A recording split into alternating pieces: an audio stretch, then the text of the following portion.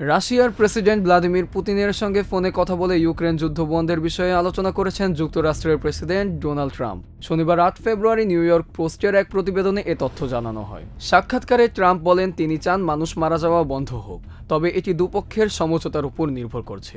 Trump আরও বলেন তিনি সবসময় পুতিনের সঙ্গে ভালো সম্পর্ক রেখেছেন, সেই সাথে তার কাছে যুদ্ধবিরতির একটি কংক্রিট পরিকল্পনা রয়েছে। তিনি আরও বলেন আমি চাই দ্রুত এটি শেষ হোক। প্রতিদিন মানুষ মরছে, ইউক্রেনের এই যুদ্ধ ভয়াবহ। আমি এই ধ্বংসযজ্ঞ বন্ধ করতে চাই। উল্লেখ্য ২০২২ সালের ২৪শে ফেব্রুয়ারি রাশিয়ার পূর্ণমাত্রা সামরিক আগ্রাসনের মাধ্যমে ইউক্রেন যুদ্ধ শুরু হয়। আগামী ২৪শে ফেব্রুয়ারি যুদ্ধ ৩ বছরে গড়াবে। এ যুদ্ধে হাজার হাজার মানুষ নিহত হয়েছেন, যাদের বেশিরভাগই ইউক্রেনীয় নাগরিক। Iftekhar Hossain, Heaven TV.